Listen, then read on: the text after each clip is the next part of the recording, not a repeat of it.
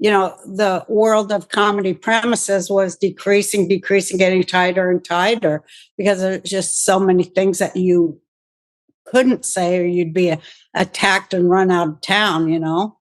But this is just a real free and freeing feeling. And it's just wonderful to look out and see people of all shapes, colors, sizes, ages laughing together at just the ridiculous absurdity of it all. It feels like revolution, like we've always dreamed of, a revolution for free thoughts, free ideas, free people.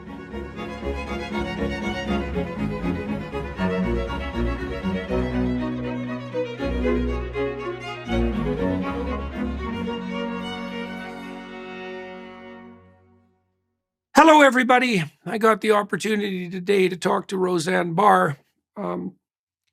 We talked about her recent work with the Daily Wire Plus crew on Mr. Bircham. She plays a high school principal near retirement in that show.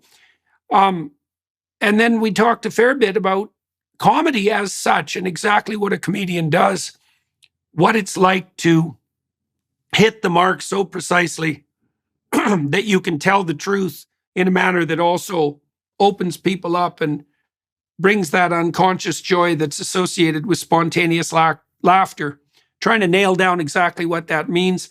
It's part of this broader phenomenon that we see where so many people that are making their mark on pop culture are comedians, former and present. Rogan, of course, springs to mind. Russell Brand, many, many people. Dave Rubin, Steven Crowder, Theo Vaughn. There's so many comedians that have made a name for themselves as interviewers. We talked about that a fair bit. Her experience with cancel culture and class discrimination or difficulty in making class adjustment, let's say, in Hollywood. Her more recent experiences on the comedy scene in Austin, which is a real up-and-coming comedy renaissance city, in no small part as a consequence of Joe Rogan's enterprises there. So join us for what proved to be a very interesting and enlightening conversation. Let's start by talking about Mr. Bircham. You're working with the Daily Wire Plus crew. Yeah. And so how's that going? Oh, it's just been a blast. It's just been so fun. I like their process. I like the people. I love Adam Carolla and the other comics. It's just been so fun to be part of something that is so on the line and purposely offensive. It's just great to offend, and I think for an audience that likes that sort of thing, it's great, accepting, and for people who really want to think and rearrange furniture in their mind, it's fun to be a part of that. The problem with rearranging furniture in your mind is the snakes and the spiders tend to crawl out from underneath. Isn't that true? It's definitely the case. So tell everybody about Mr. Bircham, because there'll be lots of people watching and listening who don't know about it. It's a 30-year dream of Adam Carolla to portray this character. I guess it's based on a real-life teacher of his, a shop teacher, and who was, as I understand it, I hope I'm not misspeaking it for Adam, but he was very influential to Adam, and he had a different approach to teaching. It was unconventional, and some people would probably right now people would be up in arms about the way he taught, but he not only taught but reached people and challenged them to do their best. So that's kind of what is so great about the cartoon, because it shows a teacher that cares in an unconventional way and actually moves students to think and do their best work. And and he's up against, like you and I and people who are thinkers, up against this huge force of, collective. Evil? Yeah, evil. The collective, the collective. That's what I just call it now. That has, their fascist definitions of everything where people must obey, must bow, must repeat, must parrot. And so in all of that, there's this one gifted teacher who wants to do it his way.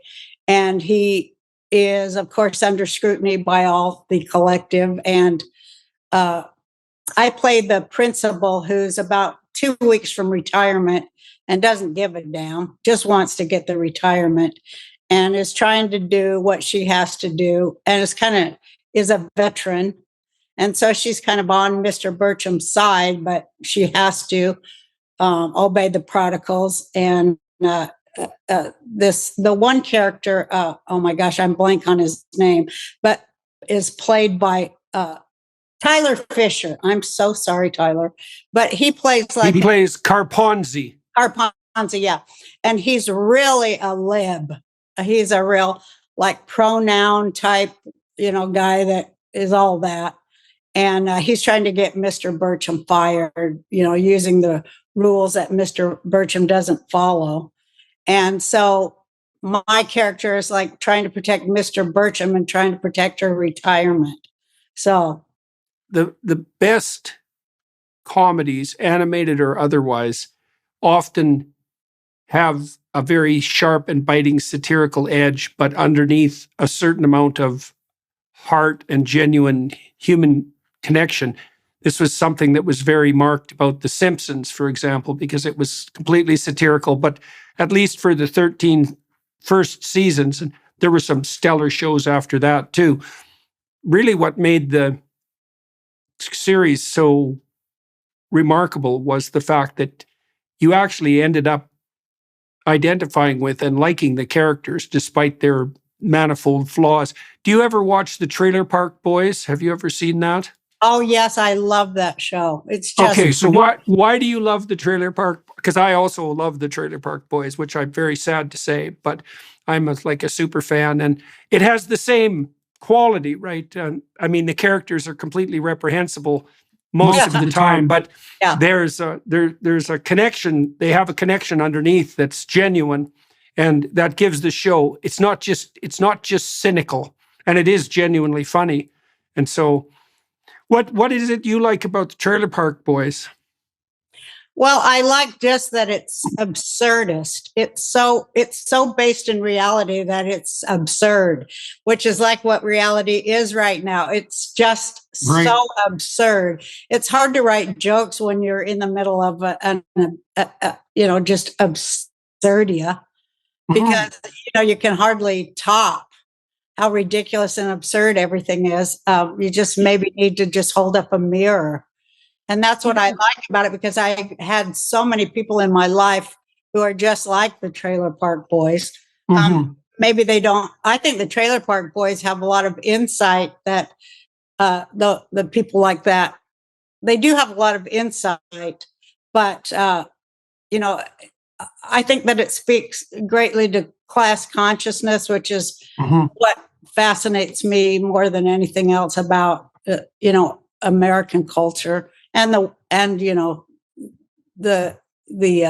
Canada and the UK and, I guess the West, the fact that everybody is kind of blind to the fact that we live in such a class-based culture. It's like the last thing that anybody ever notices or talks about. But it's just so present in that show. And it's just so hilarious. All the things that come with that whole working class thing, which I just love it. One of the things that always struck me, the town I grew up in, the town I'm in right now, because I'm up in northern Alberta, is a working class town. And I suppose climbed the class ladder after I left Fairview. But one of the things I really missed as that happened was humor. I mean, the people I grew up with here, basically all we did to amuse ourselves was to engage in competitive bouts of humor. And that was ridiculously fun. And it was a way of gaining status too, because the funniest people had the most status, and also obviously the people that could take a joke. And in working class jobs, you need to be able to take a joke, that's for sure. Well, everyone does all the time in life, but among the intellectual class, frequently, especially among the posers, there's an absolute lack of humor, and that's very annoying. It is absolutely true. It's very dull and pretentious. And one of the things too that I've really learned, I think you can tell people who are dangerous because they hate comedians and they hate automobiles. I never thought about the automobile. Oh yeah. It's the same. It's the same. So I think it's that private, personal mobility and freedom that, car culture was always a working class culture. And the thing about a car is you can go anywhere you want, whenever you want, with no restrictions or very limited restrictions, and no one can tell you otherwise. Plus, it's super private, or it was until you had OnStar and all these bloody things that monitor you 100% of the time while you're driving now. But like, cars to me really signify freedom. And well, comedy is the same way because you get to say whatever you want as long as it's funny. I had a good friend of mine once up in Northern Alberta. His rule was you could say anything you wanted as long as it was funny or true.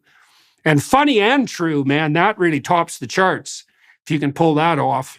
That's what that's like for sure. My family too was, of course, it was a dysfunctional family, and like everybody's, I guess everybody has an element of that. But we could say whatever. We couldn't ever. We weren't allowed to say we were angry or that something was wrong. We weren't ever allowed to whine, as it was called. But we could tell a joke expressing dissatisfaction or anger or rage or anything, and it would be, it would be accepted. Everybody loved it. We'd laugh it off, and that is like how we communicated the darker parts of our psyches, and it was okay. But if you would tell a joke and it would bomb in front of my dad, then then you get slapped. So I kind of got robotized into being a comedian because it was a way to express and to survive all of this stuff. So, I learned it that way. But it was kind of like that in all my friends' house too. If you were snappy with your wit, your parents appreciated it, even though they wanted to, beat the hell out of you. Sometimes they didn't. Yeah, well, the thing about discussing dark things with humor is that it has two advantages, I think. And the first is you get to shine a light on the thing that's dark. But more importantly, you get to show that you can stand seeing it, and also that you can transcend it at the same time, which is really what you're doing when you laugh it off. So you're showing that there's something there that's negative and maybe even that's causing suffering, but at the same time, you're indicating everybody's willingness to look at it and also to rise above it. And so that's a pretty damn good deal. And this is why I think comedians... to dispel its power over us. Right. I always thought that comedy was... I do feel it's a gift. And a lot of us comics, when we're drunk and sitting there talking to each other seriously, which we do when we're drunk and drinking and stuff and getting serious about comedy, which we do, but it's probably really boring to non-comedians. But we talk about what a kind of a holy thing it is to be a comedian, to have the power of naming, being able to name something and then to dispel its power over us. But more important than anything, is the way I look at it, and I always bring it up, is to laugh power to scorn. They cannot survive that. And so we look at it as like, it is a holy calling in a kind of a working class way of telling the king or the emperor, hey, you're naked as hell, buddy. Yeah, well, there's two things there you point out that I think are really interesting. I had never thought about that relationship between comedy and the power to name. So that's what God grants Adam in the story of Adam and Eve, right? He's supposed to, God brings everything in front of Adam to see what he'll name them. And it's interesting because naming something actually has that real tight alliance with wit. It's really hard to coin a word or a phrase, right? You have to hit the target dead center before you can come up with a new phrase that will spread. That happens very rarely. That's a real mark of precise aim. And you're absolutely right. Precise aim is so much a part of it. Yeah, exactly. Yeah.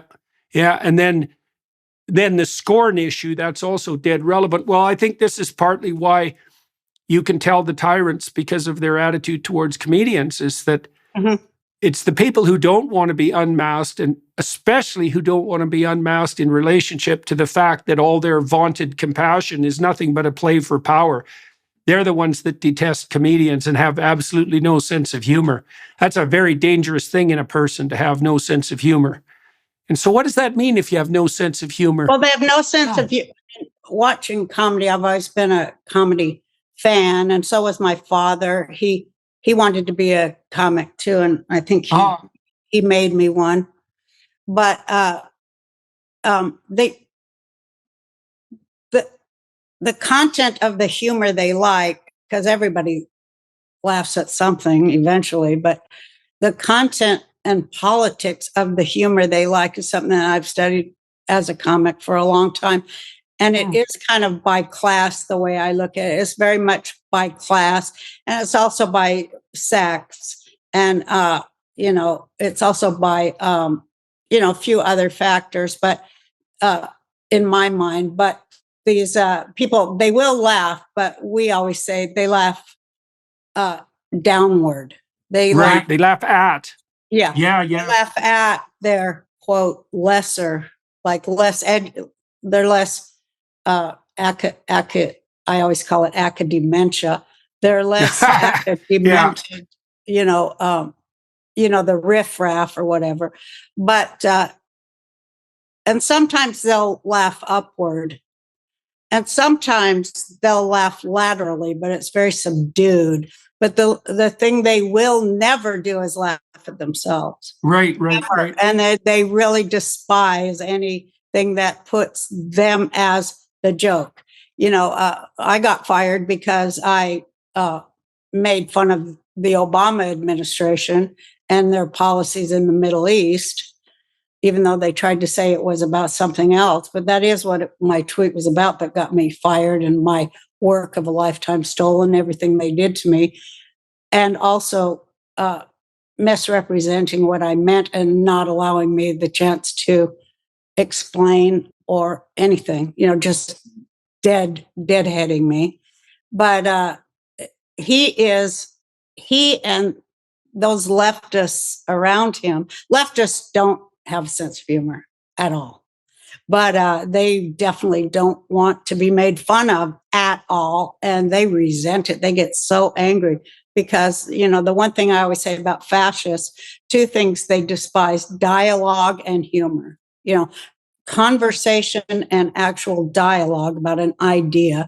They despise that, and any kind of humor that includes any discussion of class or that kind of thing, And well, maybe it's harder on the Democrats to have working class humorists go after them, because in principle they're supposed to be advocates for the working class. And so if it's working class humor, which does tend, in my experience, to be very self-denigrating, right? And I do think that's a real mark of character. It's one of the things I really like about British humor, and I think Canadian humor's got that edge too, is that the Brits are very, very good at laughing at themselves. The Monty Python troupe was unbelievably good at that, because their humor was all unbelievably good. And it made the comedy in some ways timeless too, because it wasn't focused exactly on the political, or actually very rarely on the political. And so it's very strange to see that some of the jokes from the 1970s, many of the skits that the Monty Python troupe pulled off in the 1970s are still funny as hell. And still, I talked to John Cleese at one point, and he told me they were planning to do a Broadway revitalization of the life of Brian, and they wanted to cut out you remember there's one section with the little cabal of left-wing radicals that the movie centers around. One of them, I can't remember the comedian, is decides that he's a woman about halfway through the movie, and which Oh, is wow. yeah, it's very oh yeah, it's very funny. It's ridiculously Yes. funny. Yeah. And so they obviously, in some spectacular way, foreshadowed all this trans nonsense that's been coming down the pipeline. But they were very resistant. The people who were going to produce it were very resistant to continuing to include that in the Broadway revival. I don't know if that ever did get sorted out, because Cleese was not happy about it.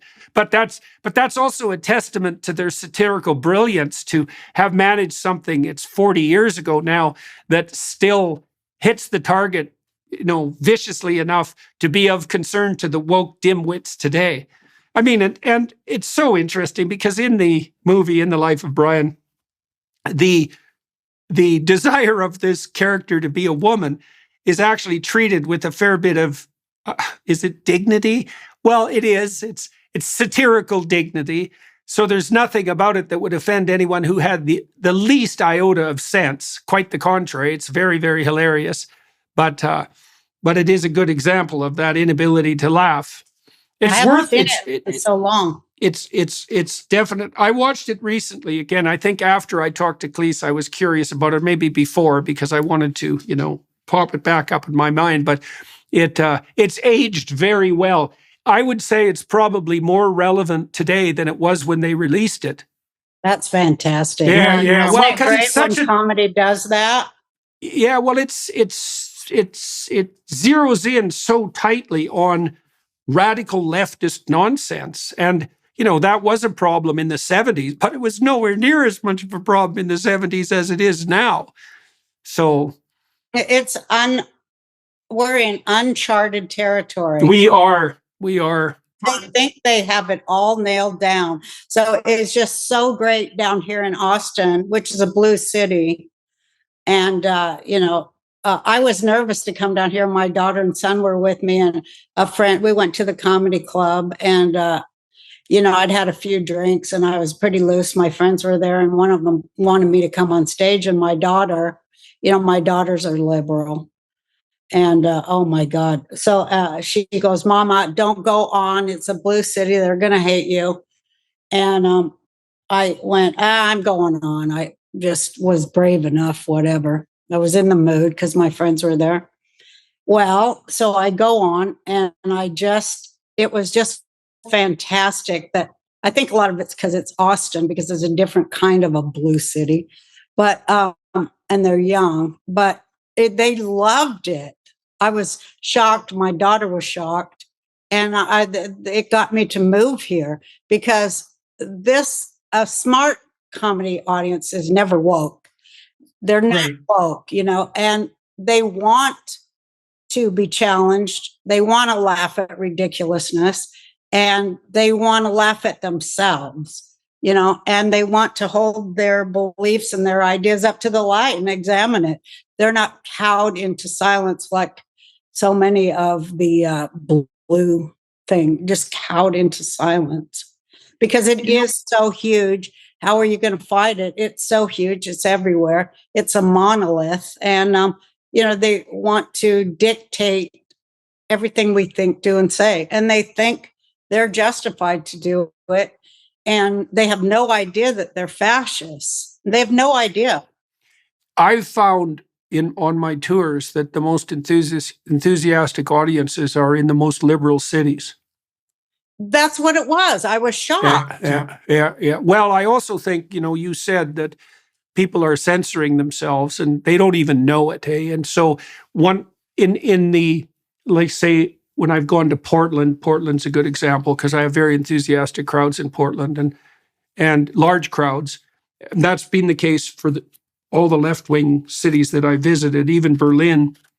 We did a show in Berlin that was in the middle of the communist district. The Berliners regarded that as a provocation, the real lefties. Well, I didn't bloody well know that the theater was in the middle of a communist district. Essentially, I probably wouldn't have rented it if I would have known that. I'm amazed they rented it to me. We had a fair number of protesters, but the response was very enthusiastic. And it's a large part of it is just, it's relief on people's part. They don't even know that they're under this weight of continual lying having to Yeah, they have no censor. They idea. think no, and so then they go somewhere where that isn't happening, and it's like, oh, freedom, you know. And so that's a relief, and that puts everybody in, well, the sort of mood that you're in when you're around people that you can actually talk to and think with. Well, it's great down here at Joe's Comedy Club because it's dedicated to freedom of speech and, for comics so that we can do our best work. Yeah.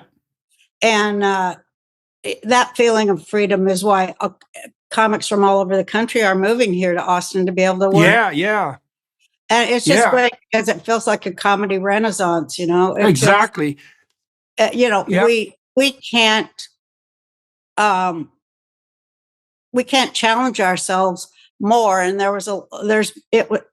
had been such a long time where, the world of comedy premises was decreasing, getting tighter and tighter because there's just so many things that you couldn't say or you'd be attacked and run out of town.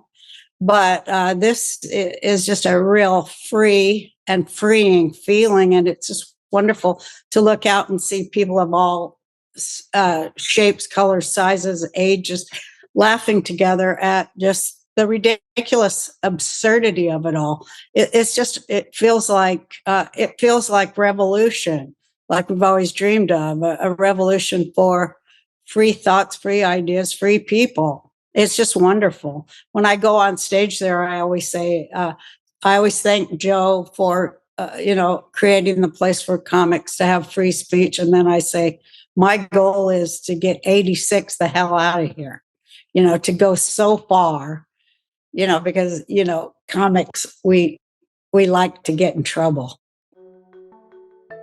Diversification is key. One person who learned that lesson the hard way was Isaac Newton, who invested a large sum of money into the South Sea Company. Unfortunately for him, when the South Sea bubble burst in 1720, Newton lost a significant amount of that money. That's why diversification is so important, even for smart people like Isaac Newton. During times of economic uncertainty or market volatility, investors tend to flock to gold as a safe haven asset. Its value tends to increase during turbulent times, providing a buffer against market downturns, and is why people are turning to gold now. Birch Gold understands that navigating financial decisions can be daunting. That's why their dedicated in-house IRA department is there to guide you every step of the way. Birch Gold is committed to addressing your questions and concerns promptly. Their team is always ready to provide answers and clarity. Whether it's about fees, taxes on rollovers, or the timing of the process, they're here to ensure that you feel valued and well-informed. Text Jordan to 989898 to talk to one of Birch Gold's experts and claim your free info kit on gold. Their experts will teach you how to convert an existing IRA or 401k into a tax-sheltered IRA in gold. The best part is it doesn't cost you a penny out of pocket. Just text Jordan to 989898. That's Jordan to 989898 today. Well, the thing is, the funniest things you can possibly say are right on the ragged edge of disaster, right? You want to push it right. Yeah, absolutely. You want to push it right to the point of no return. And if you can dangle there, that's hilarious. You want people to be thinking, I can't bloody well believe she said that. And it was so perfect, right? Now, if you go too far, well, then it's trashy or genuinely offensive or cheap. But it's a very, very, very delicate line to walk. I always get the crazy thing. She's crazy. Well, I've said for my whole career, that I have mental health issues. So it is kind of funny that it's kind of like they're saying she has so many mental health issues that she's completely mentally health challenged. Well, yeah, that's why I'm a comic. Yeah. Well, the thing is that pure crazy isn't funny. Like, it's just sad. I've been to comedy shows where the people, and these are usually, very early career comedy shows, let's say, where people come on stage and really do nothing but confess their sins, let's say, sexual and otherwise. And that is not funny. That's just sad. And so I don't think anything that's funny is ever reflective of mental illness. I don't think those two things go together at all. I mean, you can say crazy things. No, if it's funny, it's sane, and it doesn't really matter. And the thing about comedy too that's so interesting is that it operates at this profoundly unconscious level. You know, one of the things I noticed about having little kids is that even before they could speak, they had really good senses of humor that was associated with play. And so comedy, humor is so deep that it's there before words. So that's really something. And then everyone laughs in an audience before they think, right? If you have to, so that's what makes comedy reflective of you. Well, you said it was holy in some sense, and it is, because you're talking directly to someone before their filters are up. And if you laugh, the laugh catches you. It's not something you do, it's something that happens to you.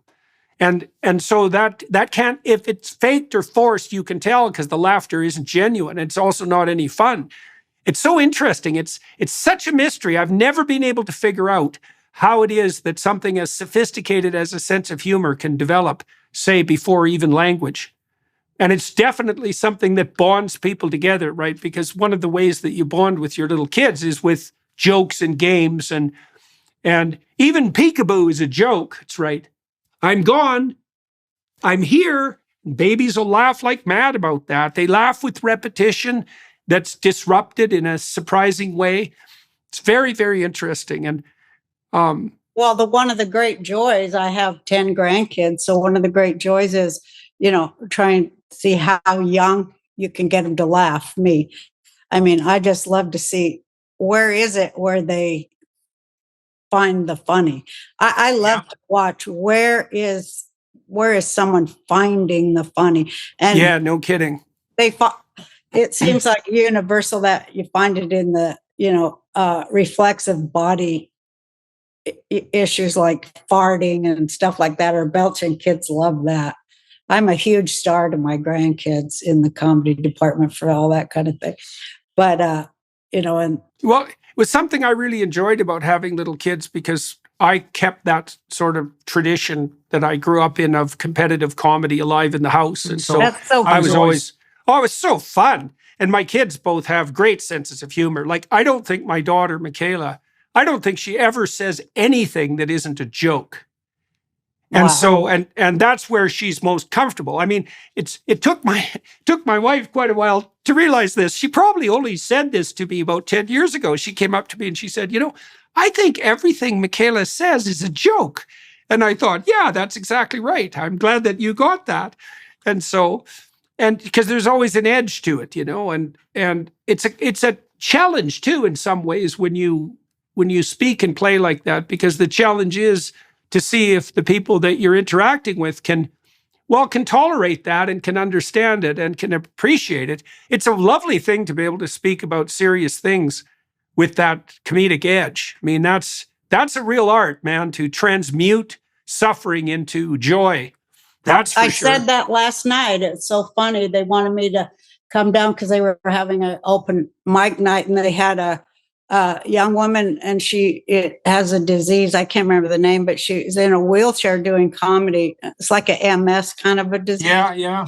And she's beautiful girl, young student. And she did just a great set. She did just a few minutes, but I'm kind of like the comedy grandma, and they all roast the people, but I don't want to do that, because I said, I'm too famous and rich and good looking to do that, so I have to do the grandma thing. Plus, I love to mentor the young ones.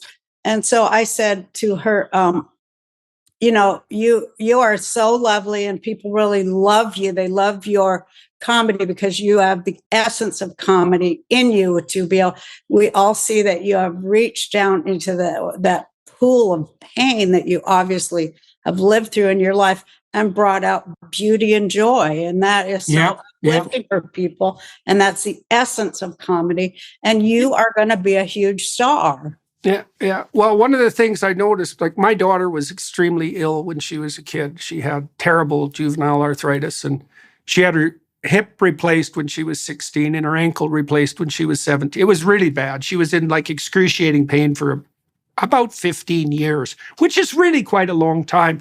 And she has talked about that publicly, and I've been at some of the events. They haven't been taped, some of the events where she spoke about what happened to her, and she's able to make her stories of that period of time often screamingly funny. And that's actually a real indication of recovery, right? It isn't that you can just talk about it without emotion. It's that you can, what would you can say? You see, is it the absurdity? I guess it's the absurdity. It's something like that.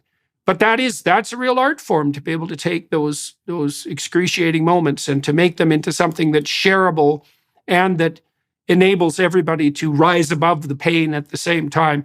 And, like I said, I'm trying to think of the word that, it used to be medieval, where they would talk about transforming tin into alchemy. Yes, that's what it is. Yeah, yes, right. Absolutely. Alchemy. Yeah, and yeah. Watch, you were talking about laughter before, and for comics, we love to get people to where they can't stop laughing. They want to not laugh. And the other thing is, when you were in school and you weren't supposed to laugh, but something made you laugh, that's the best thing to watch from the stage when you see people going through that. And then you just push on until people, we always say, like when the head goes back and there's an intake of breath, that's when you're killing, because you actually are killing them in a way, but it's a good kind of kill. When I used to go work out with a couple of friends of mine in Boston, and one of the games we would play was to tell a joke when people were bench pressing. Because, when you laugh, you lose all your muscular force. And that's really interesting too, because I've been trying to figure that out as a psychologist. It's like, obviously laughter is associated with play, and play is the opposite of power and aggression. Play is truly the opposite of power. That took me like 4 decades to figure out that play is the antithesis of power. And it's so interesting then when people laugh that they go, yeah, it's a very good thing to know, especially in your relationships, because if you're playing with your children or you're playing with your wife, then you know that you're not being a tyrant. And you can do almost anything in a spirit of play. I mean, it's hard when you're suffering, that's for sure. It's hard to transmute real pain into play. But if you're doing anything perfectly, you're doing it in play. And it's so interesting to see that when you make people laugh, they lose all their muscular force. They collapse into laughter, they dissolve into laughter, and it takes them over. And so they do that. They do that. Sometimes if we're getting real spiritual with it and we say it's that universal ha, it's the expression of, the ha, because when you're a meditator, it's the inhale and the exhale. So it's like the exhale and the letting go of, secrets almost. Yeah, right. Stuff you laugh at, ghosts and devils. Right. It's really powerful. And, it's interesting to have people do that communally too, because what that means, this is something that's profound too. And it is really something that Joe Rogan is managing to foster this again in Austin, because it also takes a lot of trust to laugh jointly at a joke, right? Because especially if the joke is off key or pushing the limits, the fact that you'll laugh with others means that a situation of trust has been established in the room, right? And I've spent some time thinking about trust. Like, I actually think that the only true natural resource is trust. That if people trust each other, they can make the desert bloom, that's right. Yeah, it's definitely the case. And comedy is a endeavor that's predicated on a tremendous amount of trust, right? Because the audience has to trust the comedian, and the comedian has to trust the audience. I mean, one of the things I've learned to do, you tell me about this for you. Before I go out on stage, I always remind myself that the people that are in the audience, and this might be easier for me, I think it's more true for my audience for a variety of reasons, they're on my side. And as long as I'm grateful that they're there and I'm communicating honestly, everybody is aiming at the same thing. Now, I know in a comedy, situation, it's more complex because there's going to be cynics in the audience, more. But like, what's your attitude to your audience? Do you think, like, how do you conceive of your audience, and how did you learn that? Well, I've been a comic for almost 40 years. So you learn it by trial and error and by going in front of different kinds of audiences and trying the same thing to see how it will work in front of this specific group until it works everywhere. So, it's trial and error. But it's Right. so many other things, like, that you could tell a joke, and if you don't do the right rhythm of the joke or have the right inflection, it won't work.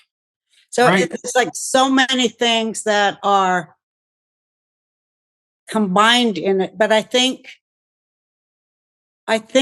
that what I've learned is when the audience knows or trusts that you are having fun and that you're enjoying it, and that you have gratitude that they've come there to see you and they love you, and then you can't help but love them back. I mean, already you love them because they're your fans and they keep you alive, and there is a tethering between me and my fans. And I suppose every other comic might have that same view. I don't know, but it's a tethering to reality and to the best in humankind. They want, how Virginia Woolf said that the job of the writer is to put the severed parts together, right? I think she wrote that in Three Guineas, but one of my favorite books. But anyway, I always think of comedy like that because we're putting the severed parts together that other people may not see, and that's mostly what we do. Things that seem disparate ideas, but then when you really look at them under a microscope, they're very connected, and people are like, "Oh yeah." So, Right. That's an insight. Yeah. That drawing of connection. Yeah. and once you do that, and they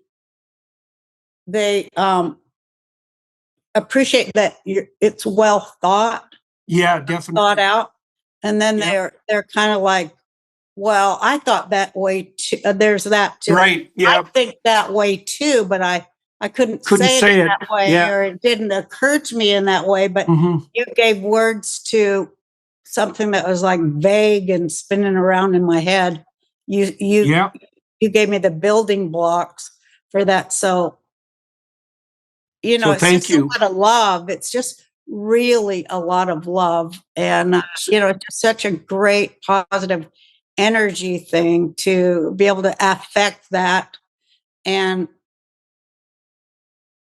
to watch it. People don't often, don't hear them talk a lot about being on stage. I mean, we talk about some stuff like, doing a great set or killing or, having a good one or bombing or whatever, but don't talk about that relationship that you're building, this beautiful relationship. It is so spiritual to watch people get it. To be the person in the arena. That's fun. Yeah. That's so fun.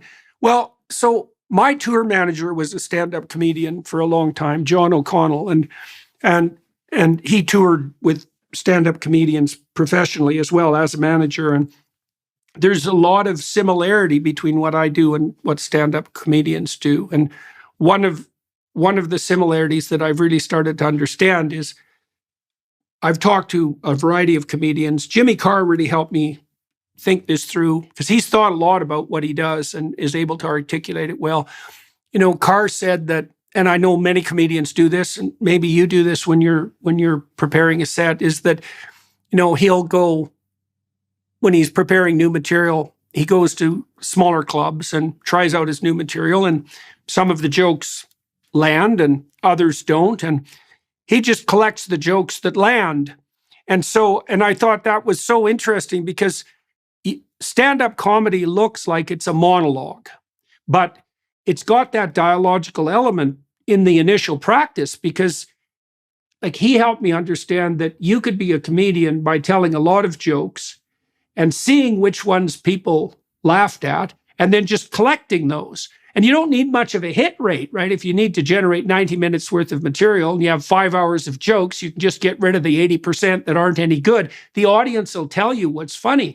And one of the things I love about the lectures that I do, which are spontaneous, so I'm always watching people, in the audience. I'm always talking to someone, and I want to see them. I want to see their eyes light up. I want to see them be struck by something, right? I want to give words to something they already know but can't say. And people have told me that a lot, that they like my lectures because I say things they know to be true but haven't been able to articulate. And certainly comedians do that. Well, they do that all the time.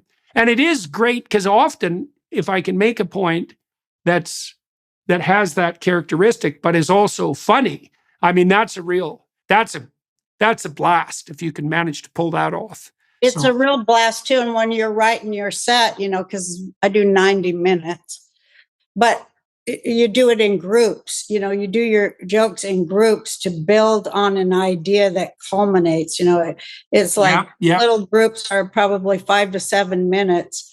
And you start at one premise with a joke, and then the next joke is that kind of built on that previous premise, and it goes a little bit deeper, and then the next goes deeper. And then by the fifth part of the bit, you've blown up the whole premise and showed that it was bullshit all along.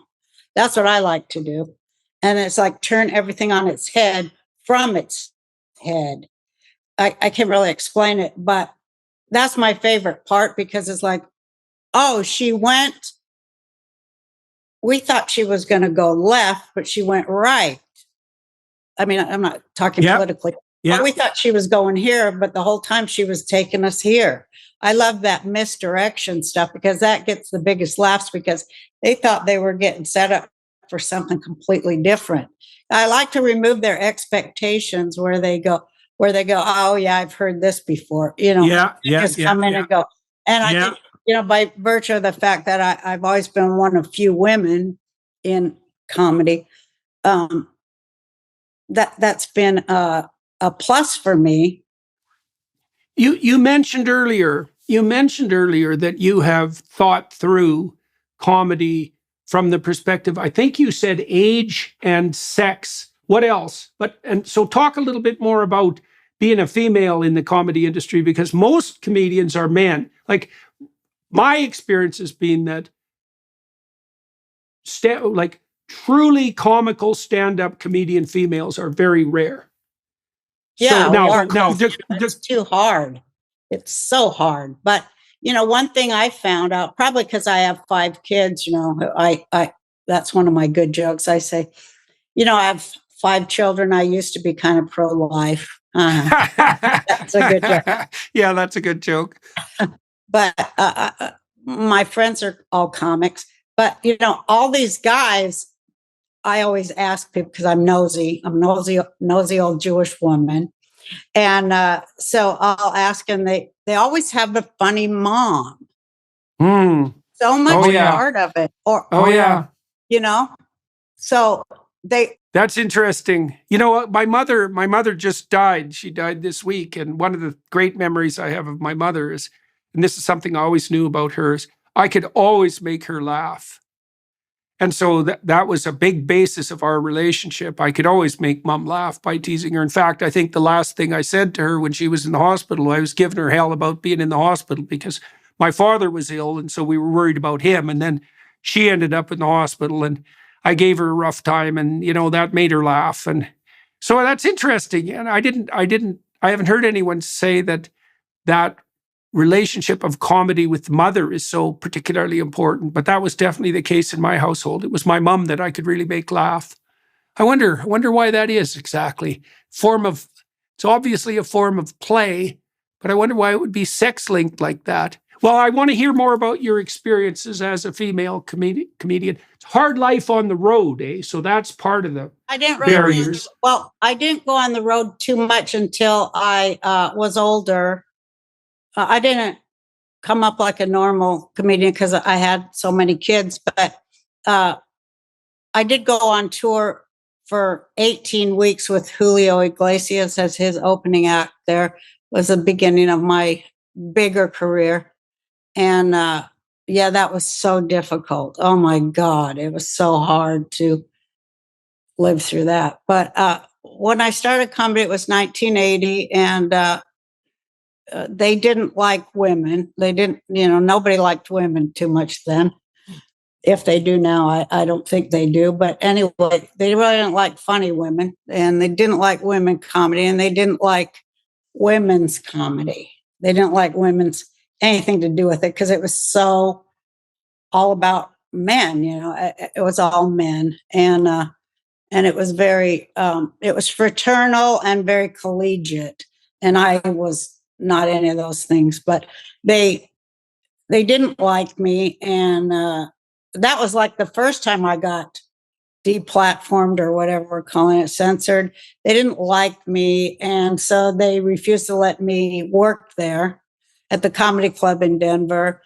And but I wanted to do it, and so I had to go to these alternative places to do comedy.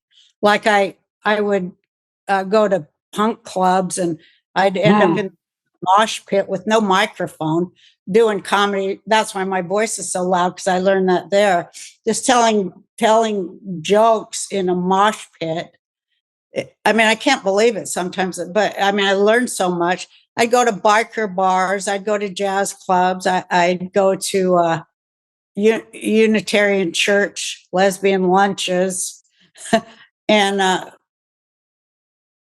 to 20 people, and small groups, and it made me way better. It made me fearless. It made me, I bet, more determined. It made me better because it made me fearless, and fighting to keep my head above water until finally some men comics from LA came, and they saw me, and they went to the club that had censored me and said, "You really should let that girl," that's what they called me, you should let that girl on. She's really funny. And they pressured the club to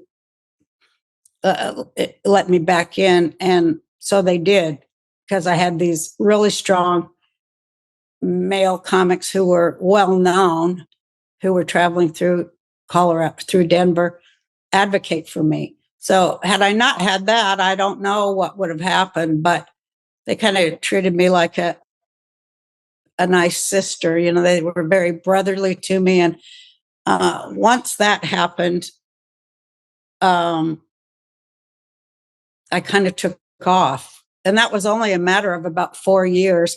Then I went to Hollywood, and I had one of those overnight things that happened. I was there one night, and I got all these breaks, and ended up on the Tonight Show. And my first time on the Tonight Show, Julio Iglesias was a guest and picked me to go on tour with him, and I got my TV show from that.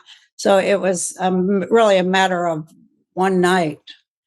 So why did Iglesias decide that a comedy show was a good way to open his Well, concerts? everybody had a comic opening for him back then, and I was doing housewife jokes, and his fans were women, and he thought it would be a good idea, and it was a blast. Oh my gosh, it was so fun.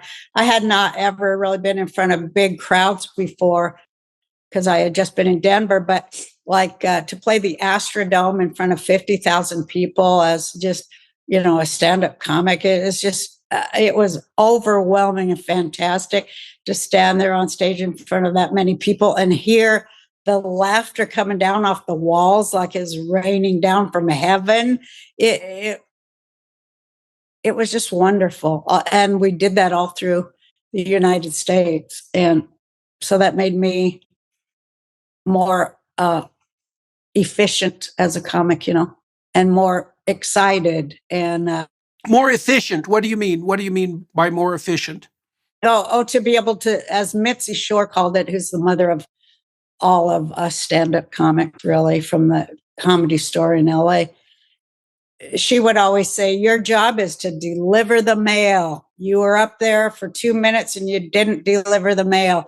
You were fumpering and humpering and you weren't delivering the mail. She always say that, and so the efficiency of set up, punchline, next, just the efficient rhythm of no fat, no long premise with extra words, to edit, to go. And, I had famous comic friends who they befriended and mentored me. Like, I met Rodney Dangerfield and he chose me to play his wife. He never had done that before. Oh, yeah.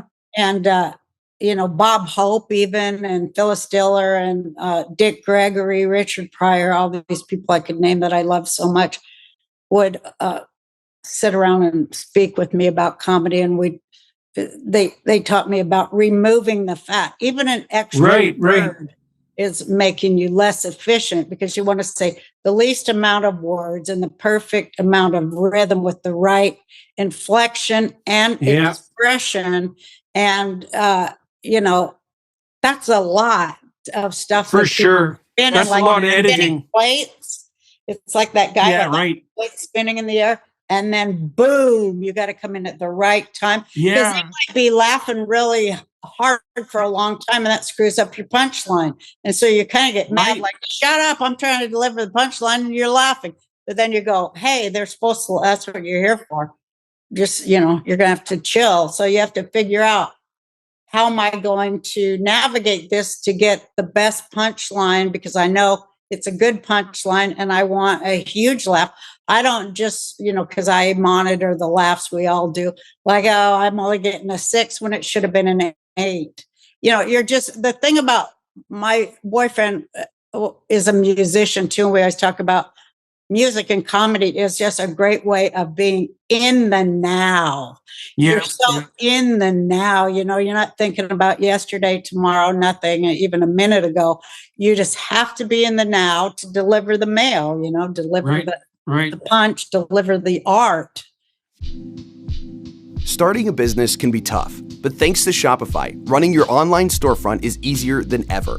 Shopify is the global commerce platform that helps you sell at every stage of your business. From the launch your online shop stage all the way to the did we just hit 1 million orders stage. Shopify's there to help you grow. Our marketing team uses Shopify every day to sell our merchandise, and we love how easy it is to add more items, ship products, and track conversions. Shopify helps you turn browsers into buyers with the internet's best converting checkout, up to 36% better compared to other leading e-commerce platforms. No matter how big you want to grow, Shopify gives you everything you need to take control and take your business to the next level. Sign up for a $1 per month trial period at shopify.com/JBP. Go to shopify.com/JBP now to grow your business, no matter what stage you're in. That's shopify.com/JBP. Yeah, well, so you're touching there on a lot of motifs with regard to the sacredness, let's say, of comedy as well. It's like, well, you have to separate the wheat from the chaff, so you have to be efficient. I loved Mitch Hedberg for that reason, because he could just deliver, like, God, amazing ability to just deliver nonstop short jokes and often so perfect. And then you talked about plate spinning. One of the things I really find fun about lecturing, and I think this is one of the things that makes my lectures akin to a comedic act, is that I like to bring 5 or 6 stories that I haven't told together, and then to see if I can weave them so that right near the end of the lecture, they all come together and make the same point. And we call that callback. So that, when you build the story and then you get to where you're reminding them that you were talking about that before and, make the relationship come together. Those are the most fun when a callback will occur to you because you will get the biggest laugh and applause on callbacks. It's the most fun thing. That one, you just feel like it's a gift from God. And I that's do for sure. like I do feel like so much of it is a God thing, because I always tell people when we're getting real spiritual with stuff, I'm like, well, God wrote me some great jokes today. Because, they do come in like that. I will, I'll be sitting there writing, and it's just crap, 3 pages of crap. And there's a certain feeling, physical feeling, like suspended animation is what it feels like. And the top of my head actually opens in some way, and God inserts an idea in there. And it's my best jokes. I don't, it doesn't feel like I'm doing it because it just is a whole other thing. That's like when you're in the wave, you're in the channel, you're in the groove, Yeah. like a lot of musicians zone. say. Yeah, when they're playing, jazz musicians, it's just the phrase comes in.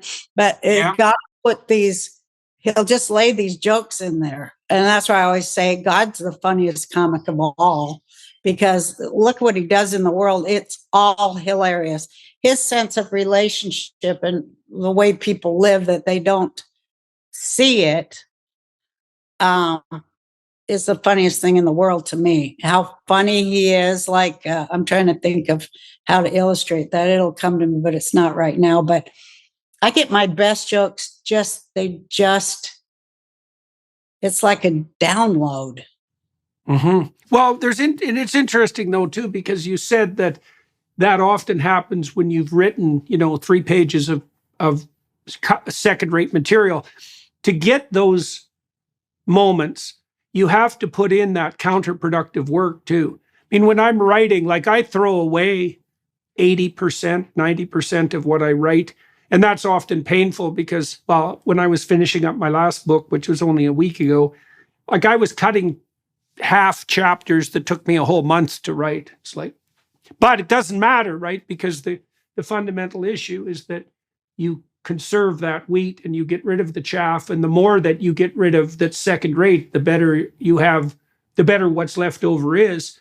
And, the other thing that's kind of sacred about the comedic act is that you said that you're in the moment, is that you really have to pay attention to the audience and not be afraid of them, because then you can feel where everyone is, like you're having a conversation with someone, because you are when you're on stage, even if it's a monologue. The audience has to be along for the ride, and that's where you can capitalize on timing. This is something I'm not great at. Like, I can't really tell jokes. I can be funny on stage, but it has to be spontaneous. I've never really learned the art of telling a joke that I already knew. It isn't a skill that I've managed to develop, but I can see the connection with the comedic world by watching comedians pay attention to the audience, and because timing is everything, right? You have to be dancing with the audience and they have to be in that zone. And lectures exactly the same way. You want to make sure that the words are landing exactly when they should, and that it's been hard for me also to learn, because I'm often lecturing about serious things and I'll throw in a joke. It's been hard for me to learn to take the time to let the audience have a bit of a breather around the joke, and not to rush ahead. Yeah. That's exactly right. Taking a drink of your Coke, we all have learned those little things to let them catch up to you, let them catch their breath, reset their brain, because especially if you've taken them into new territory, they need a little rest, and so do you. But it's just the greatest thing. It's I'm so thankful that I was given a gift there. And I do consider that I was given a wonderful gift that helped me. Yeah, well, the only thing I can really compare it to is a great musical performance. Yeah. Right. And that's got that same, what would you say, magic that pulls the crowd in, and that there's a tremendous amount of attention that goes along with that too. The great musicians. This is one of the things I love about listening to Billie Holiday, for example, because every single word she sings is attended to. Like, every word is a little work of art. She's got that intense attention. And I've been curious too about why so many people who are successful on YouTube were comedians. But I think it's because of their ability. Well, first of all, a sense of humor helps if you're an interviewer, say. But I suspect that what it really has to do with is the ability of comedians to pay attention.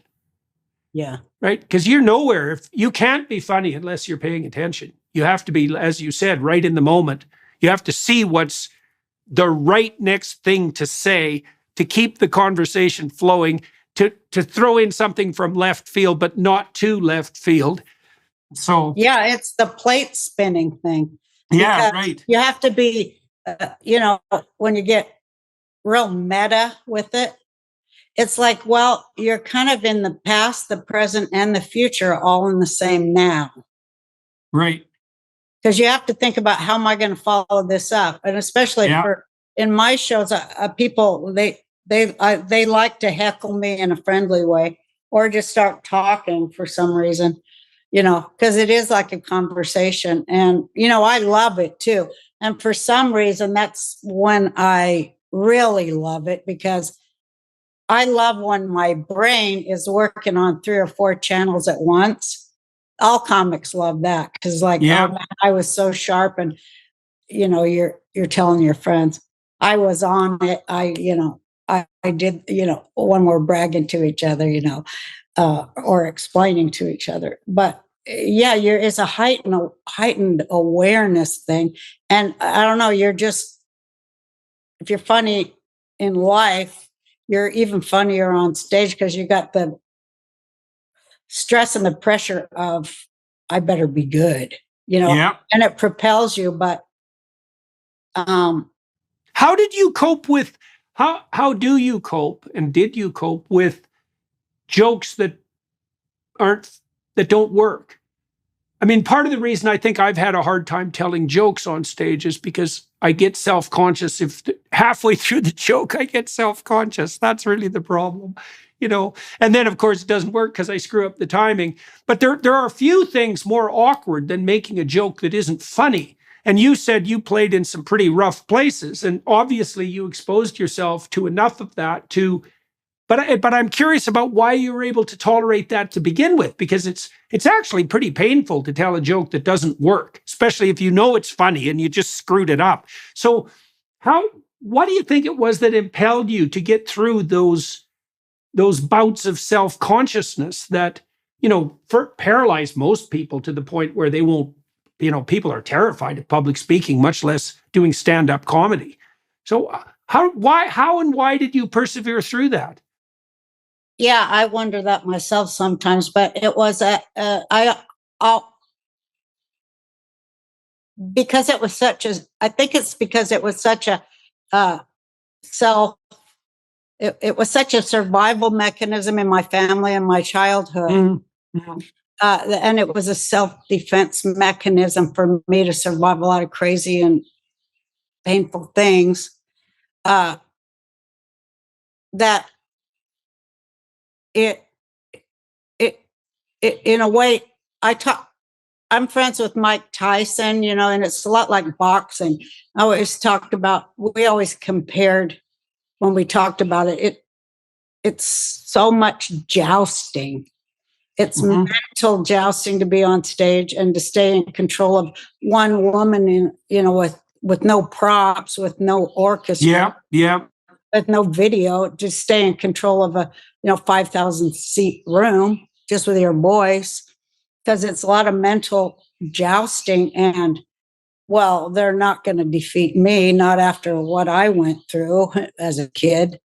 I'm not going to let them defeat me, because I can't be defeated. Right. So that's an attitude of challenge rather than fear.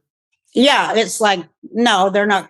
It's like, I always feel somehow it's a God thing to me, and it's like, the devil ain't getting me.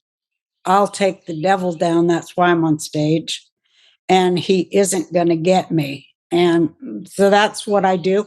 And when I screw up, then I just feel bad and embarrassed, but I go home and I I go, I'm going to make it better. I never feel defeated. I don't allow myself to feel defeated, because comedy is a living thing and you can always get better. Nobody can stop you from getting better. You can always, Right. and I'm not going to let them stop me. I'm going to just keep getting better no matter what they tried to do to stop me. They're not going to. Till I have my last breath, I'm going to be saying, fuck you, because that's how I feel, they're not going to stop me unless they gag me. I mean, there's things they can do to me, I guess. They've done enough, but I respect and I respect and believe in and live for the truth, and comedy is truth. And you're trying to tell the truth to people to make the world better. You're not trying to make light of people's suffering. You're trying to get at power and bring it down and make it human. So it feels like I guess I feel like a warrior, a word warrior. And for me, it's also like for all the people who were told to shut up, they're there with me too. I see it. So I see it so deeply like that, because geez, it is like that. Well, it is. Well, I think that's especially the case if you're a comedian who's popular among the working class. Because working class people, the sensible ones, and I think most working class people over about 40 are pretty damn sensible. That doesn't necessarily mean they're particularly articulate. And people can be wise without being articulate. And then if you're a working class comedian, then you have as you pointed out, you have the opportunity and the privilege of articulating that. And that is a big deal.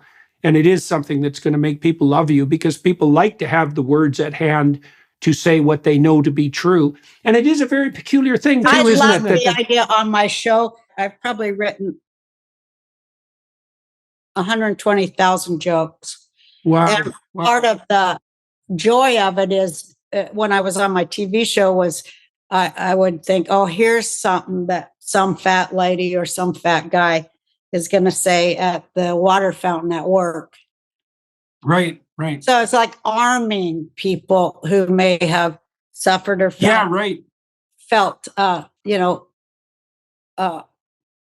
marginalized.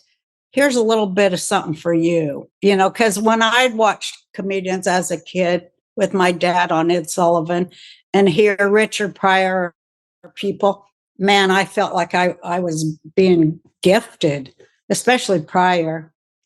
But, all of them really. But I loved Richard Pryor. He is my idol and became a friend, which was a wonderful part of being a comic. But, I got what he was doing as just a little tiny girl. I saw the implication of everything he was doing. I knew that he had gone. I knew that he was inside a stereotype, kicking down the walls from the inside. I knew that. And I said, I can do that. I can do that. My friend, Michael Malice, I don't know if you know who he is. Oh yeah. I know Michael. Michael's very funny. He's very funny. And he told me, he goes, God with you, it's pathological. He always tells me, your funny is pathological. You can't turn it off, like in private. And, it is pathological. But, when I'm in the mood for it. But, and I'm a crusader. And a lot of us are, Richard was. Well, tell me a bit more about Roseanne and how that started up and why it was you think. Yeah. Tell me about the show and why it was that it turned into such a smash hit. What do you think you did right? I mean, first of all, it was very unlikely, right? You said you had these weird coincidences happen to you when you went off to Hollywood and it all came together pretty quickly. So how did you, what did you say yes to and why did you make it work? How did you make it work? Oh my gosh, that one's real. I have the story I tell normal people, and the normal press people. I always wanted to be a comedian, and so I started at age 28 to tell jokes. But the real thing is, when I was little and we'll watch TV and see like Father Knows Best and all these shows, I'd look around and go, hell, this is nothing like my family. Nobody has diabetes and none of the men are fat and covered in hair. It was nothing. I go, this is nothing like anything I've ever seen. Where are these people? They're not screaming. They don't eat with their mouth open. And I had it in my head since a young age, boy, I want to get on TV and have my show. And I want to do the Roseanne show where I show people that I know on TV. How come there's nobody like our family on TV? But we did have the Honeymooners, I remember. Right. I loved, and I also idolized Jackie Gleason. And I loved the Honeymooners so much because that was a real working class miracle, that show. Still, that one stood up over time, over a century. It's still brilliant. And just like a bare set and human dialogue. That guy was so great. Charlie Chaplin, all these things. You know who I really love? Mr. Bean. That guy doesn't even need language. He's so great. But, so I always had the fantasy, someday I'm going to get on there and show a family of fat people that fight. And it was always in my head. And I wanted to show another less perfect thing. And it was always in my head. And so after the Julio Iglesias tour, Hollywood came knocking to do a show. And so I said, yes, I'd like to do that. And I don't know, I thought it was going to be a lot easier than it was. Once I signed up and got into it, like so many people say, especially comedians, and then you see how the shit works. How the sausage is made. Yeah, how the sausage, it's like, what have I done? Right. What have I got myself into? And just trying to keep your head above water where they're trying to drag your feet down. It might be easy to just toss all of your discipline to the side for the summer, but a life of greatness doesn't happen by taking the easy route. The Hallow app offers an incredible range of guided meditations and prayers that are designed to help you deepen your spirituality and strengthen your connection to God. With Hallow, you can embark on a journey of exploration, diving into different themes and types of prayer and meditation. From gratitude to forgiveness, each session offers a unique experience, sparking your curiosity and deepening your spiritual understanding. You can choose different lengths of meditation to fit your schedule, whether you have a few minutes or an hour. With its user-friendly interface and hundreds of guided meditations, the Hallow app has quickly become a go-to resource for people seeking spiritual growth and healing. You can download the app for free at hallow.com/Jordan. It allows you to set prayer reminders and track your progress. Hallow is truly transformative, and it'll help you connect with your faith on a deeper level. Don't lose your prayer habits this summer. Maintain your peace and deepen your relationship with God. Download the Hallow app today at hallow.com/Jordan for an exclusive 3-month trial. That's hallow.com/Jordan. Well, it's a production mill, eh? So, I mean, it's a funny thing for a comedian to do a sitcom because those aren't the same thing. They're really not the same thing. And you could see very funny people become less and less funny as their sitcoms progress, partly because I think they just get exhausted. It's like, well, there's only so many golden eggs the goose can lay. And then there's so many people that you have to please too, whereas when you're on the stage, well, you have to please yourself and your audience, but there isn't that your group of 40 people, even if they're on your side.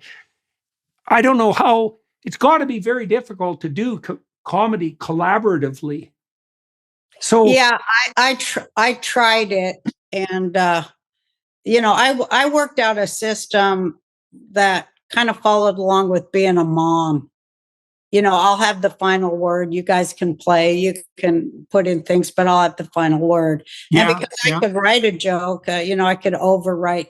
I don't want to say they had shitty jokes, but a lot of times they did, and I just snap it in because I have pathological joke writing ability, and I cannot not do it. I cannot not correct a joke. That's right. I can understand that. Yeah. And I so that was just part of just the whole gestalt of what I did. And well, that's a sign of expertise. When great chess, there's as many chess possibilities in a single chess game as there are atoms in the observable universe. And so it's so there's a lot, but an expert chess player can look at a board and know what to do. Like it's a gestalt. And that expertise you're talking about with regards to jokes, that really is the sign of being an expert. You see the patterns, and if you see them, it's like seeing an obstacle in front of your path or something like that. You can't not see it. And you said you wrote 120,000 jokes. How many of them do you think were funny? What percentage do you think were funny? Like truly funny? All. I'm talking about on my show and the jokes I've told over the years. 'Cause I probably have like 6 hours of jokes that I've told as a stand-up comic. And then the show, what was it? 3 or 4, 10 years of 20 to 30 episodes a year.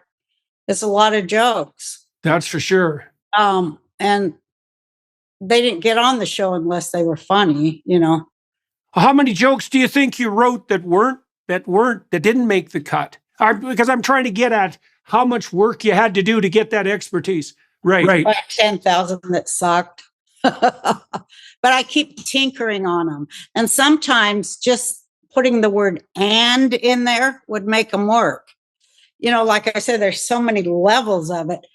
Sometimes just moving words around or saying it with a different inflection would make it work.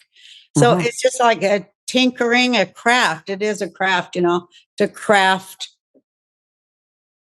those ideas into a sellable joke that you can deliver. There's so much to it. I mean, I can't even, it'd probably be a real bore to sit and talk about that with people who weren't really. Well, it's interesting to try to figure out why really pointed communication works. I mean, there isn't any more pointed communication than jokes. Absolutely, man. You got to be right on the money. And so it's definitely worth some analysis because it's hard to get it right, and it's so perfect when it is right. Just think, one of the things that we've been dancing around here is the notion that the truth stated most perfectly is comedic. And isn't that amazing that what you get with the right kind of truth at the right moment is like a burst of pleasure, a release of tension. That's so amazing. And you got to kind of wonder, as a consequence of that, just how far you could push that. We talked about the fact that if you do things right, there's an intense play in that. And I truly believe that if you were the master of the moment, you'd be playing all the time. That's a hell of a... Yeah, right. That's a good thing to aim for. My wife and I have been practicing that very hard. She had a bout of, both of us, we had bouts of near fatal illnesses a couple of years ago. We had a pretty good relationship before that, but it's better now because I think we both take less for granted. Maybe that's part of it. It put a new seriousness into our relationship, but we're trying to bring that spirit of play to every moment. And man, if you make that a game, an aim and a game, then, well, you get better at it. And there isn't anything that's more fun than that. Now I was just thinking when I ran for president in 2012 on the Peace and Freedom Party, which my idol Dick Gregory also ran on that party as a presidential candidate in the 60s. And they say had votes really been tabulated correctly, he might have actually won. But, considering the fact that he wasn't on every state ballot, but that always intrigued me. So I wanted to do the same. And because we agreed on so many things, it's deep political thought goes into comedy too. But when I ran my speech, I said, I'm the only serious comedian in the race. Yeah, right. Because these other guys are just jokers. but I'm a serious comedian. And so, I did it in a humorous way, but, I said, they just go for the laugh, because that's a lot of comics too, just going for a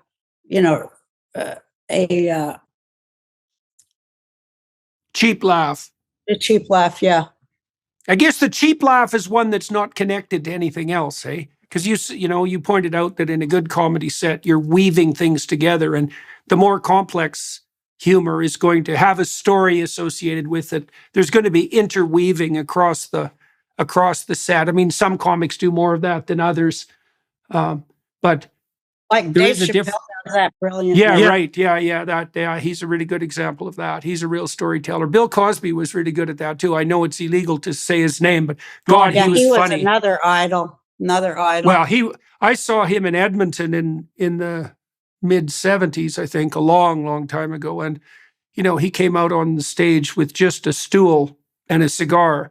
And he had people laughing so hard in the audience that they were literally hyperventilating. It was amazing things to watch. And he was a real storyteller, right? It wasn't, I mean, there are comedians like Mitch Hedberg that are like, their stories are one joke long. And Jimmy Carr does that too. You can pull that off. But Cosby was a real storyteller. And it was an amazing thing to watch his mastery of the stage. Such a catastrophe when things blew up, when he blew things up around him. That was such a drag, because on the surface, he had done so much good, and he was so funny. I mean, he was crazy. He was a crazy master of the stage. Well, it's like they say there's such a thin line between madness and talent, and he's the textbook example. Yeah. Well, his shadow got the best of him, right? So many comics have the same problems with their outlets and how they don't have a lot of self-control there, but on stage it's a master. Yeah.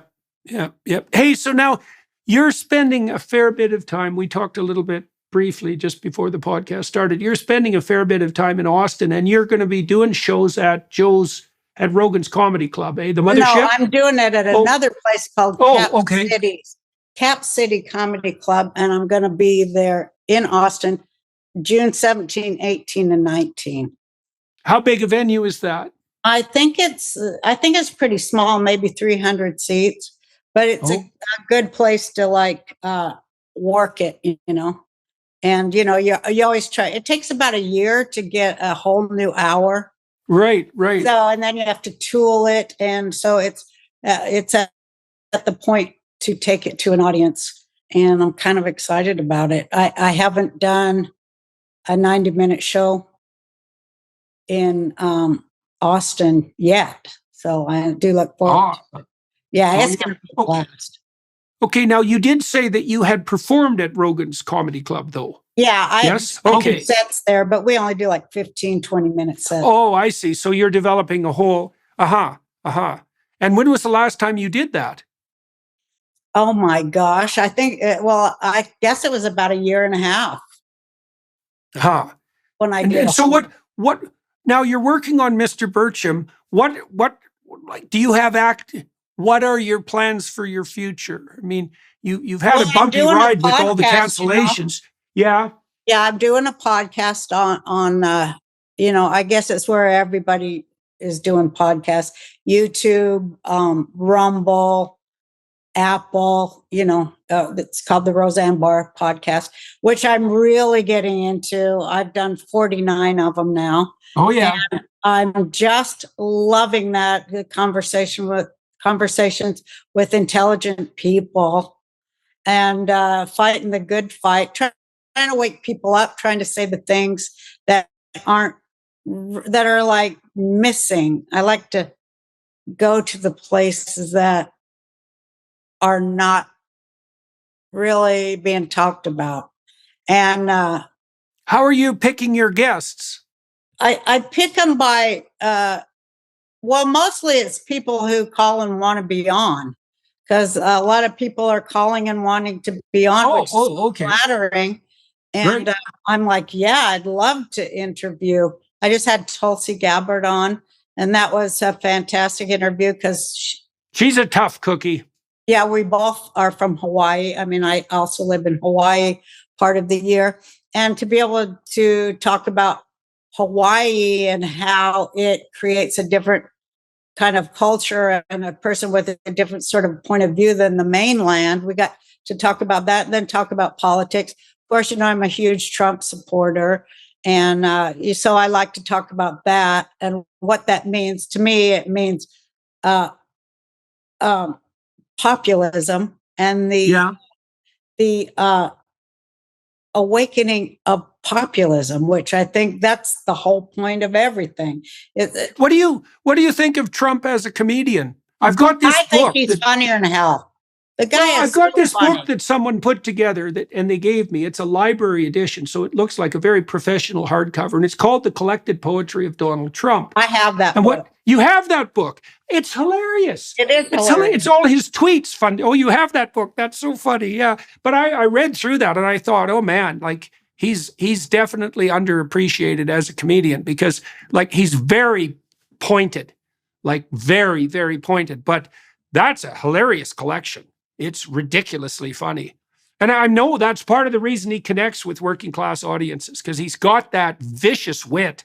Yeah. Oh yeah, he's just hilarious and people love it.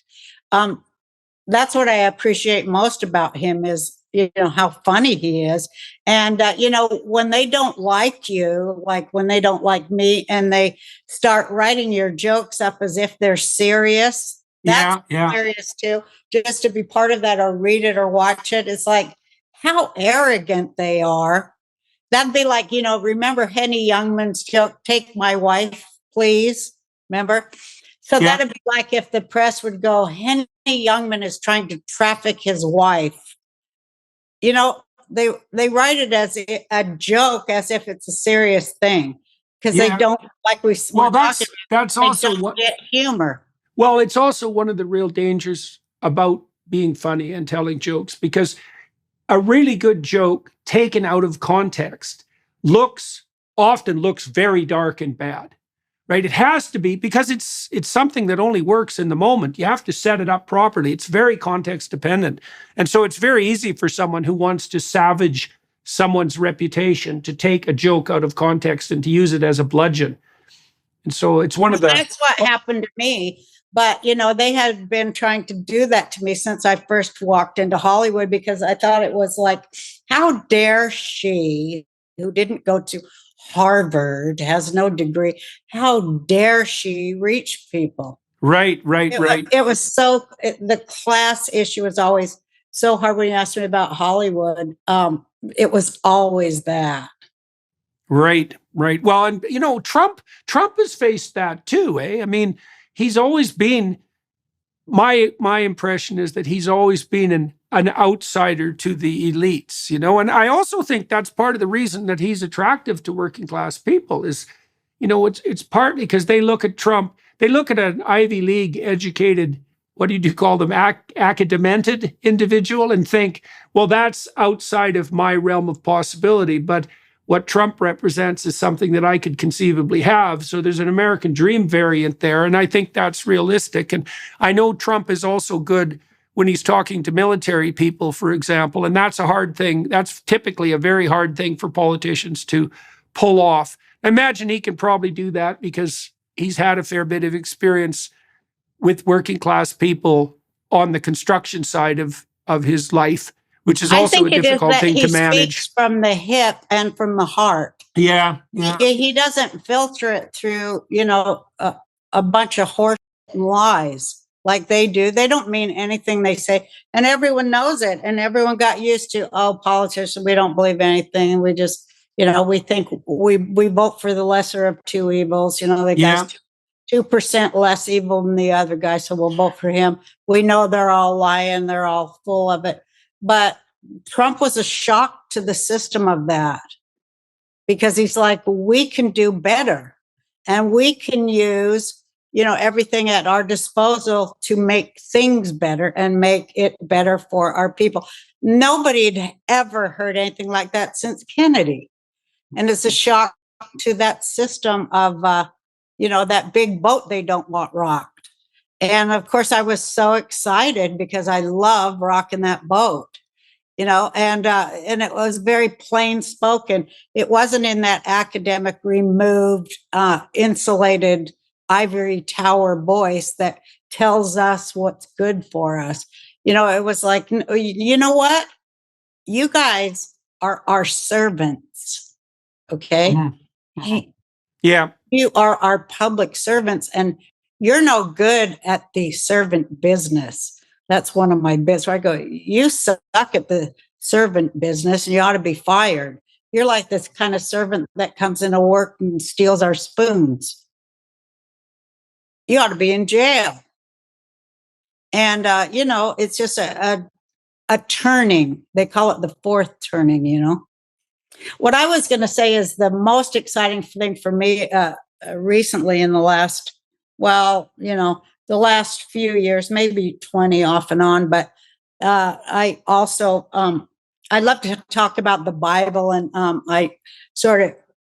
a Jew, so I sort of teach Sunday school in a way.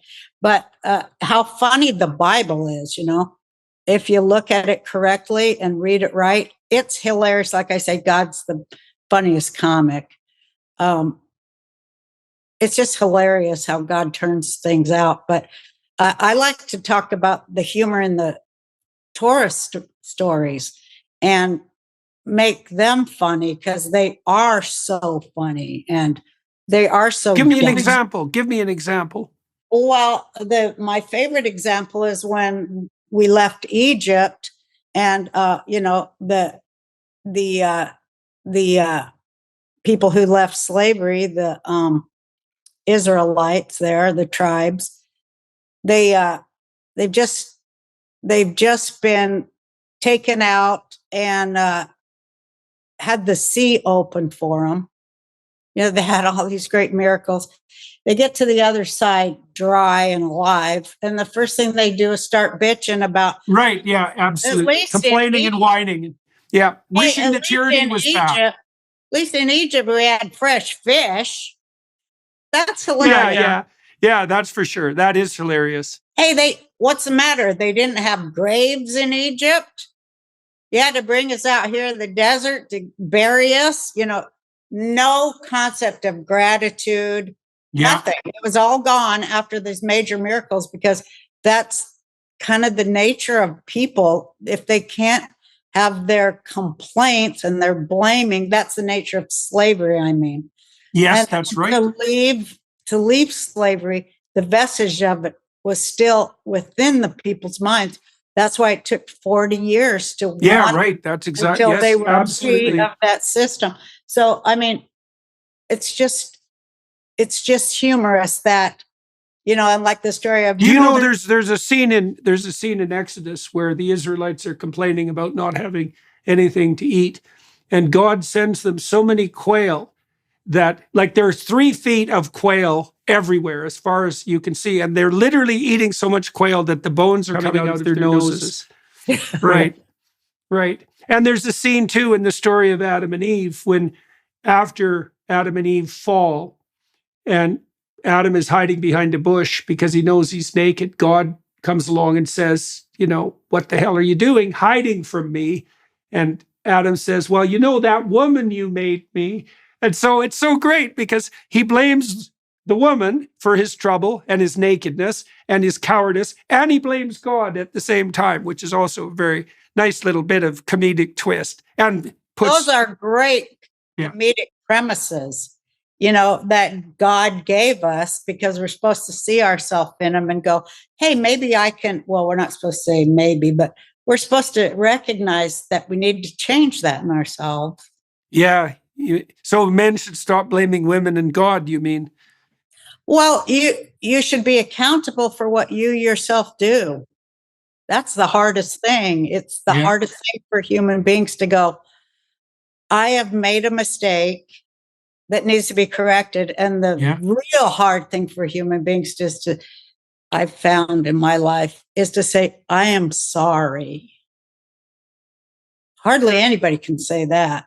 The left never says that when they're proven wrong over and over and over, and they ruin people with the jackboot on their face.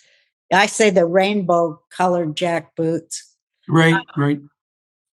They never say, "Oh, we're sorry, we were wrong." They never do that. And well, you know from Exodus that it's in the nature of the tyrant to double down in the face of error. Right. That's how you make sure the plagues get worse when you could have just learned the first time. Oh, that's a great one. Yeah. Well, there's the other part of that too, you know, which also sheds a light on refusal to admit to error, you know, because the Israelites, they escaped from the tyranny, but they're not in the promised land. They have to spend those years in the desert. And so lots of people will stay in the tyranny because they don't want to be in the desert, because it's tyranny, desert, promised land, not tyranny, promised land. So, you know, once you give up your idiocy, you're lost for a while. And that's painful. Yeah, it's painful. That is so right. Yeah. The process of freeing your mind after you freed your body. That's even harder. Yeah, right. Well, that's exactly what that story reflects. Yeah. All right, so, Roseanne, we should wrap this up. We've gone longer than we had planned, which is exactly fine as far as I'm concerned. For everybody, with you. I very much enjoyed talking with you too. The next time I come to Austin, maybe we could meet. I would like that. Maybe we could go to one of the comedy clubs together. Interview you too. I'd love to take you down there. Yeah, that would be fun. So I'm going to come to Austin probably in July. I think I'm going to go see Joe in July. That's the tentative plan I'll be at the here, moment. so you know, let's do it. Absolutely. This guy that placed Tyler Fisher, I was going to tell you, that plays Carponza. He does the best Jordan Peterson. I have your text, so I'm going to text it to you. He does you on the money. I'm going to send it to you. It's so brilliant. Oh, that's a terrible thing to even contemplate. So I'm looking forward to that. All right, so let's get together when I come down to Austin. I think that would be fun. All right. And for everybody watching and listening, I'm going to continue to interview Roseanne on the Daily Wire side for another half an hour. I think we'll probably talk a little bit more about cancellation. And I think we should delve into that and into the how you've coped with that and what you plan to do about it in the future, and what people should be done when they find themselves in that situation, and what you've done. So that's what if you guys want to come over onto the Daily Wire side, everybody watching and listening, I think that's where we're going to go with that. And so thank you very much for talking with me today. It was a pleasure walking through your thoughts on comedy with you, for sure. And I'm looking forward to meeting in person. Me too. All right. And everybody watching and listening, thank you very much for that. And your attention's much appreciated. The film crew here up in Fairview, Alberta, thank you for making that possible. And we'll talk soon.